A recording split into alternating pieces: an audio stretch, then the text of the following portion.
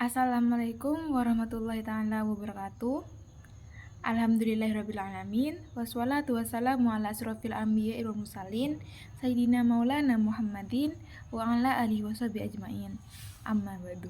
Pertama-tama, marilah kita panjatkan puji syukur kita atas kehadirat Allah Subhanahu wa taala yang mana berkat rahmat serta hidayahnya sehingga kita dapat masih berada di tempat ini sekarang dan juga masih diberikan kesehatan dan kenikmatan yang luar biasa hingga pada saat ini.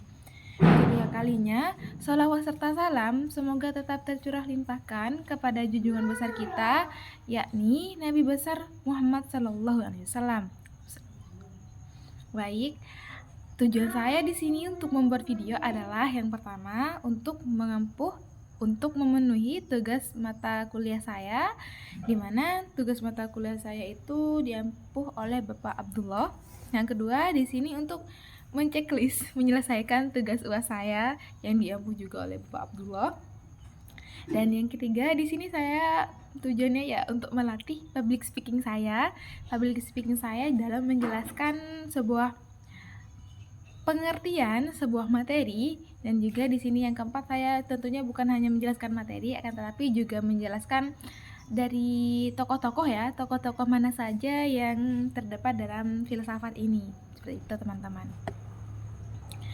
Baik, langsung saja saya mulai. Yang pertama itu saya di sini ada beberapa penjelasan sih. Yang pertama itu ada filsafat modern realisme, dan yang kedua di sini adalah filsafat modern idealisme. Dan juga yang terakhir saya akan menerangkan biodata dari para tokoh-tokohnya. Di sini saya mengambil salah satu ya, karena di UAS saya itu ada 2 pilihan, jadi saya memilih salah satunya saja. Baik teman-teman, saya akan menjelaskan tentang filsafat modern realisme ya. Sebelumnya mohon maaf karena di sini saya agak bising suaranya, karena ya kebetulan pagi sekali ya di sini buatnya, kejar waktu lah. Baik, di sini saya akan menjelaskan filsafat tentang realisme. Nah, idealisme aja deh duluan. Mungkin teman-teman udah ada yang tahu ya mengenai filsafat idealisme. Kalau filsafat itu kan secara umumnya adalah sebuah cinta kebijakan, cinta kebenaran. Filsafat itu adalah sebuah pengetahuan, penalaran cara kita untuk mencari tahu sebuah kebenarannya, disimpulkan menjadi cinta kebijakan. Dan idealismenya sendiri itu adalah sebuah ajaran teman-teman, sebuah ajaran faham atau aliran yang menganggap bahwa realitas kenyataan ini itu terdiri dari roh-roh atau sukma-sukma atau jiwa, ide-ide dan pikiran atau sejenisnya dengan itulah, seperti itu. Dan di sini teman-teman juga perkembangan filsafat realisme itu sangat penting dalam perkembangan sejarah pikiran manusia ya, mulai dari filsafat barat sampai filsafat timur. Itu sangat penting lah filsafat idealisme seperti itu ya. Nah, di sini teman-teman kalau untuk ke materi pokok filsafat realisme itu teman-teman idealisme maksud saya ya, maaf Rat, itu ya aliran yang aliran yang menganggap bahwa dunia ini tidak ada selain materi atau natur, alam, seperti itu. Dan dunia ini hanyalah fisik dalam arti itu dunia ini hanyalah satu, seperti itu teman-teman. Tidak ada yang lain sih. Dan materi yang kedua di sini adalah tentang filsafat realisme. Filsafat realisme yang saya jelaskan ini tentunya dalam sebuah pendidikan. Yang pertama sudah, sekarang yang kedua ya. Jadi, filsafat realisme itu adalah sebuah filsafat pendidikan yang menggunakan pengamatan dan percobaan atau ya eksperimen. Oleh karena itu, aliran ini memiliki proses selangkah demi selangkah di mana pembelajarannya itu melalui sebuah observasi yang dapat menghasilkan sebuah pengalaman. Dari observasi itu dapat menghasilkan sebuah pengalaman karena pengamatan secara langsung ya. Dan juga bagaimana sih implikasi filsafat realisme dalam pendidikan?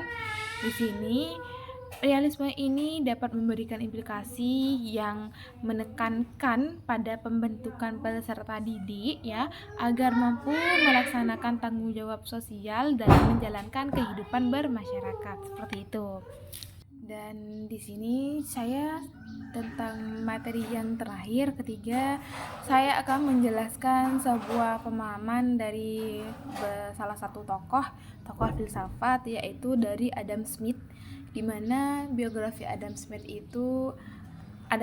dilahirkan di Kirkcaldy pada tahun 1723. Dia adalah ekonomi politik pertama di dunia, pelopor aliran ilmu ekonomi yang dikenal dengan aliran klasik. Ayah Adam yang meninggal sebelum Adam dilahirkan adalah pengawas adat. Pada usia 14 tahun, dia dikirim ke University of Glasgow, di mana mata kuliah yang paling disenangannya adalah matematika dan ilmu alam.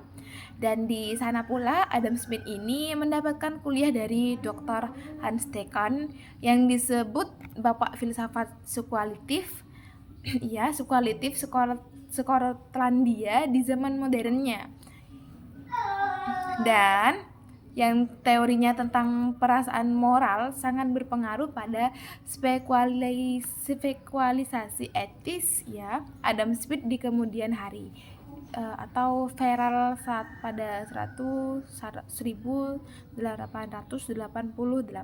gitu ya. Dan juga sistem filsafat Adam Smith ini, teman-teman, itu adalah sebagaimana dikatakan ya di muka, selain menulis buku ekonomi dan moral, juga menulis buku tentang astronomi. Kalian sudah tahu astronomi kan?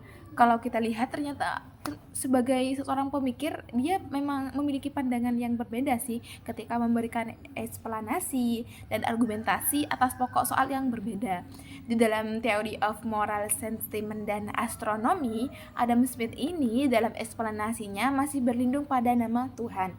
Sedangkan di dalam The Weight of Notice, dia sama sekali tidak memberikan eksperimentasi teologis. Bagi Adam Smith, menurut Andy Dennis, aktivitas ilmiah demikian tujuan dan kecenderungan yang jelas, yakni rekonsiliasi dengan apa yang ada di ilmu sebagai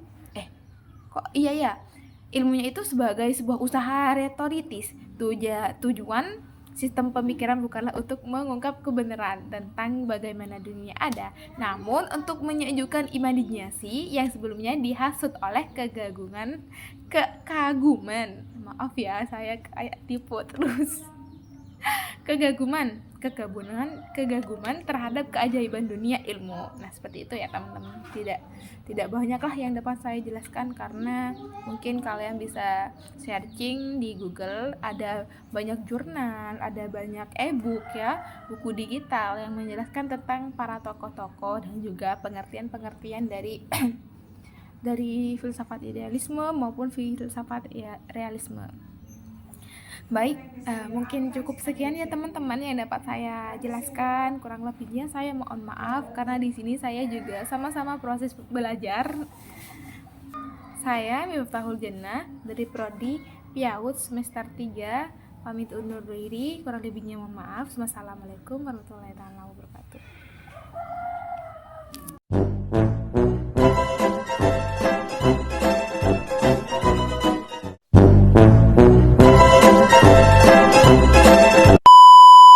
Sehingga kita dapat berkumpul di tempat tokoh-tokoh mengenai